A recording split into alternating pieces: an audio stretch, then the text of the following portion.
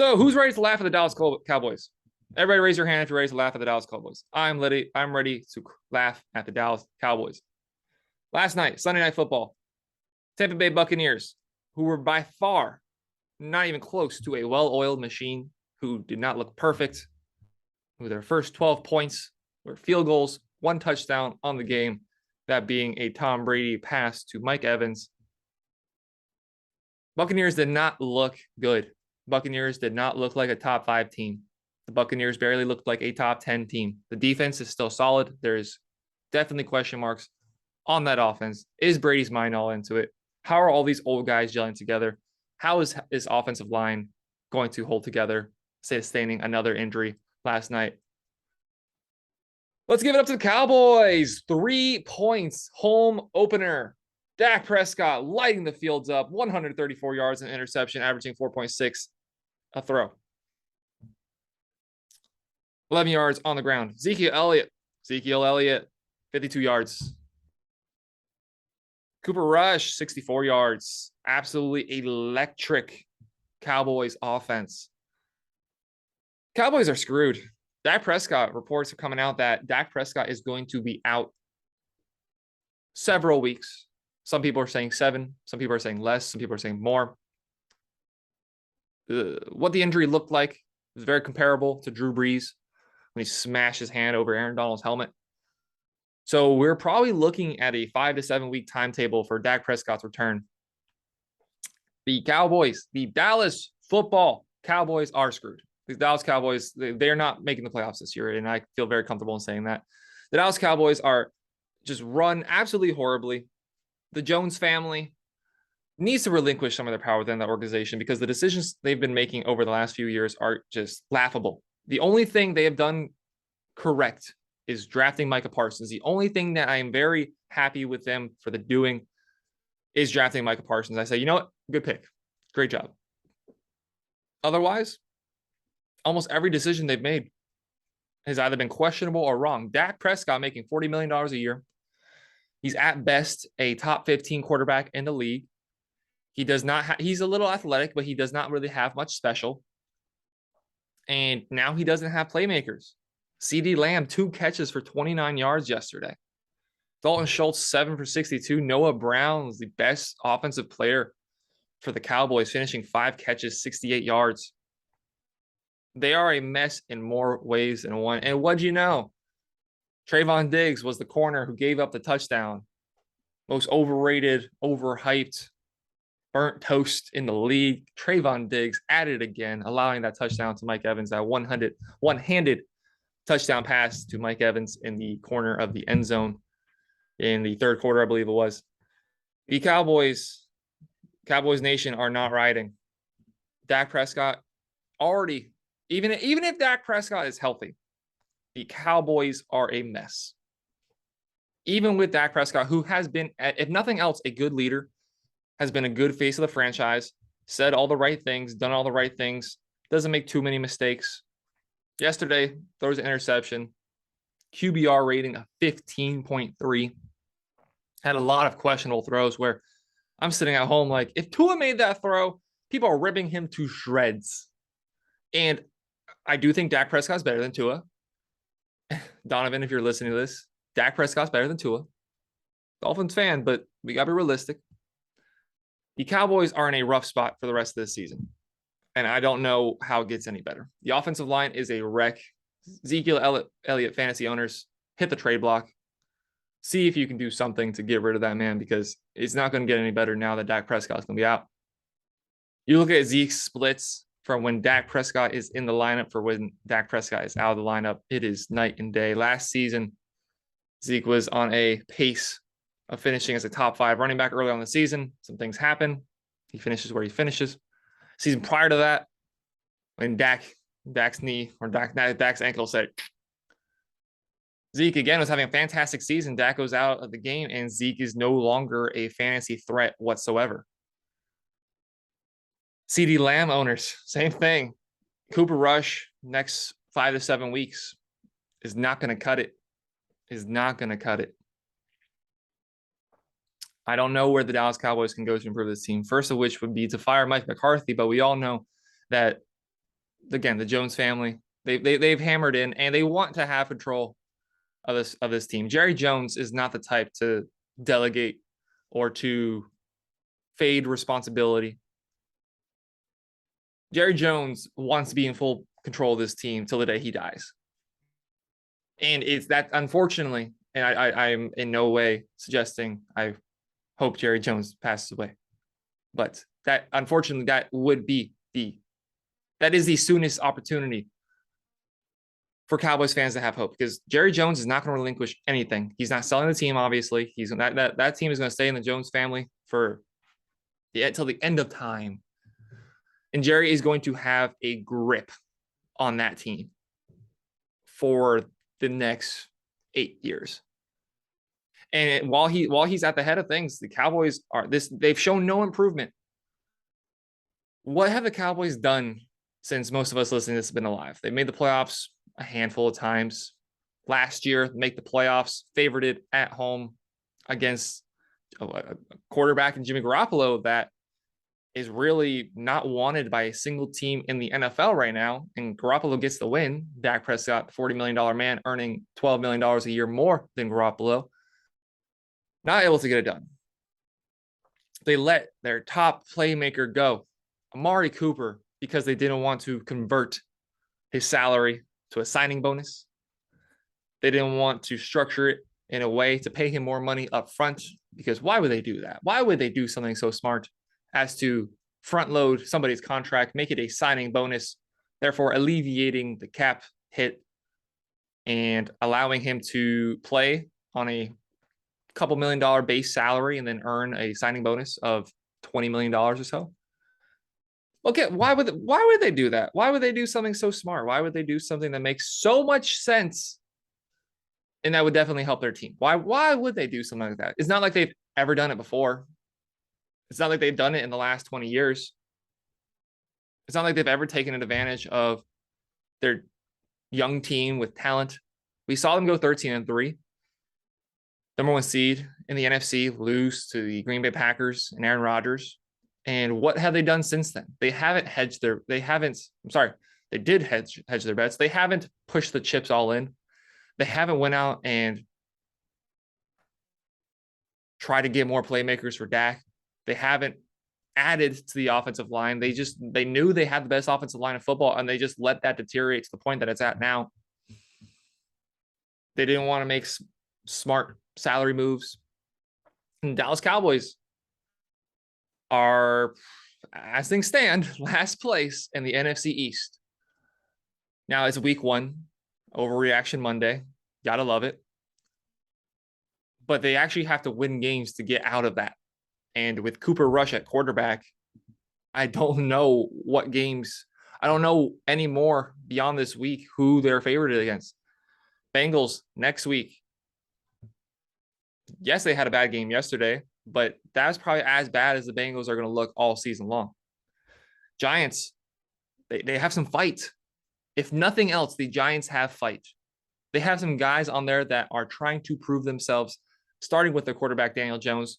Did not play a great game, had a pretty bad interception. It could have been worse.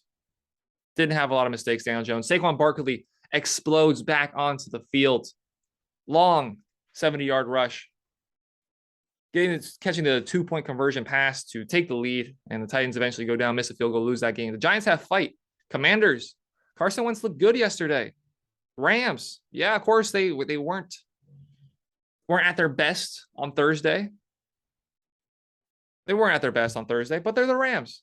They have all the talent in the world, and I'm sure they'll figure it out. And then they got the Eagles, who that offense is delicious. It is the complete opposite of the Dallas Cowboys offense. There's playmakers everywhere. Every single offensive position of the Eagles has playmakers, starting with their quarterback, Jalen Hurts, who can make plays out of nothing. Does he have a cannon of arm? No. Is he the most accurate quarterback? No. Is he a playmaker? Absolutely. Dallas Goedert, great tight end.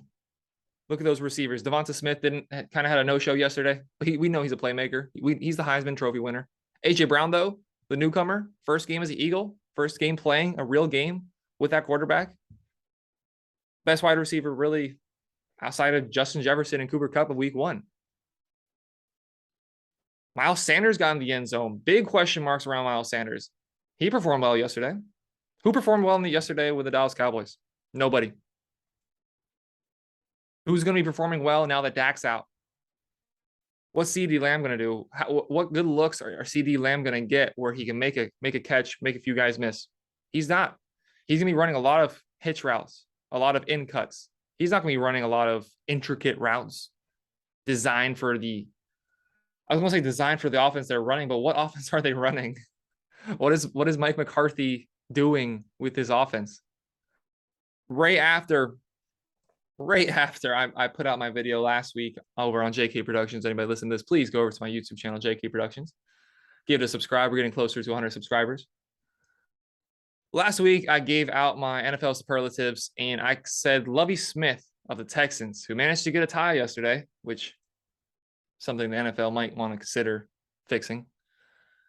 I said he would be the first coach to be fired, and I'm gonna take that back. Logically speaking, there's no way Mike McCarthy should still have a job. Of course, that requires logic to be used, which it hasn't. But if things go bad enough, I don't think Jerry Jones is going to look at it objectively enough to say, oh, we've been out without our starter. It doesn't matter that we're 2-5. I think Mike McCarthy will get the boot within the season. I think it's going to be a really rough year for Cowboys fans, for the Cowboys team.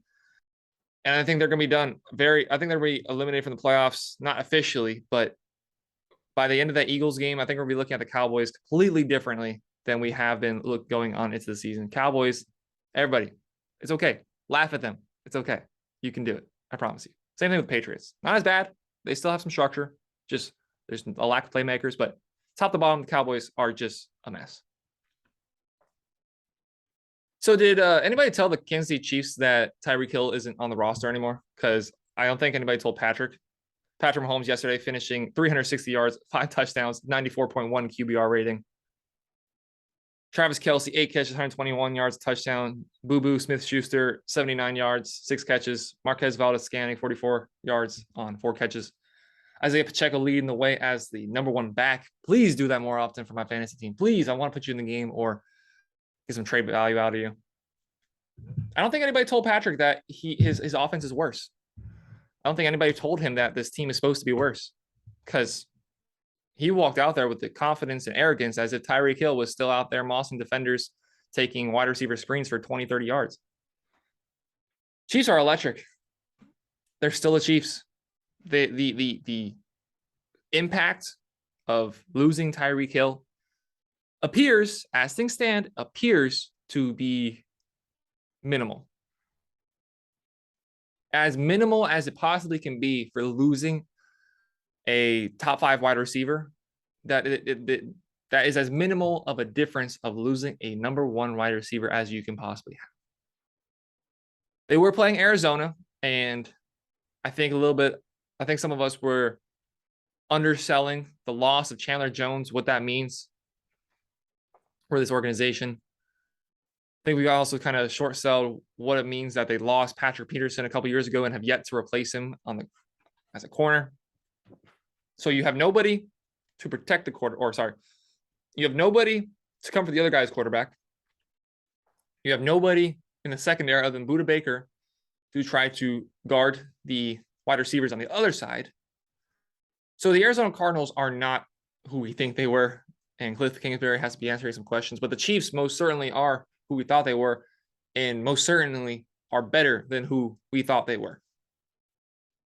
It ain't no problem. It ain't no problem is exactly what Patrick Mahomes walked out to that field saying yesterday. That to me was the #1 matchup of week 1, looking at the schedule last Friday, sitting here in the FAU Owl Radio studio with my boy Joe.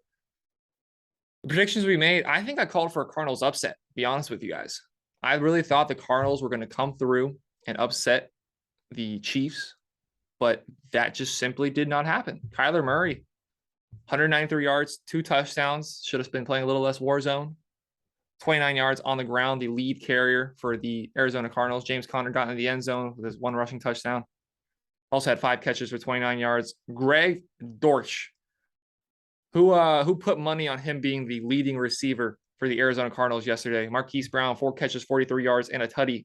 Eno Benjamin, 3 catches, 33 yards. Zach Ertz, 2 catches, 14 yards, got in the end zone. I mean, it's not horrible, but they just had so many quick drives that would lead to nothing. The Chiefs were efficient, 9 incompletions total by Patrick Mahomes yesterday. That incredible 94.1 QBR rating. Clyde Edwards-Helaire getting in the end zone twice. The fantasy bust himself, Clyde Edwards-Helaire, CEH, getting into the end zone. Everybody and their mother had him benched yesterday, and I don't blame you. But the Chiefs are just as good without Tyreek Hill as with him. Now we'll see if that's an overreaction. We'll see if it eventually does come to bite them as they move on to play better defenses. And they're going to be in shootouts. Not every game is going to be a case where they have more than twice as many points as their opponent yesterday with the Cardinals. They have the lovely opportunity to play the Chargers twice, the Broncos twice, Raiders twice. It's not going to be smooth sailing all year for them. They're going to lose some games. It's a rough division to compete in, that AFC West. But the Chiefs just do not care what everybody's saying. They do not care that you think they should be better. They don't care that they lost a top 5 wide receiver in Tyreek Hill. They do not care. That offense was electric. Certainly a top 3 team in the league. I had them finishing in the wild card, but if things go as they were yesterday, we'll see how the Broncos play tonight, Monday Night Football in Seattle. Revenge game. Russ, let them cook. We'll see how the Broncos fare off. The Raiders-Chargers game was good. Both teams, there are some issues at hand with both teams that I do not feel comfortable with either of those teams saying I think they're going to win the division. The Chiefs did their job yesterday to silence all the doubters and to prove they're still the team to beat. The Bengals had their time last year. Bengals did not look as sharp yesterday going against that rigid Steelers defense. They took the claim back as the best team in the AFC, and it's going to take a lot for a team to uproot them at this point in the season moving forward.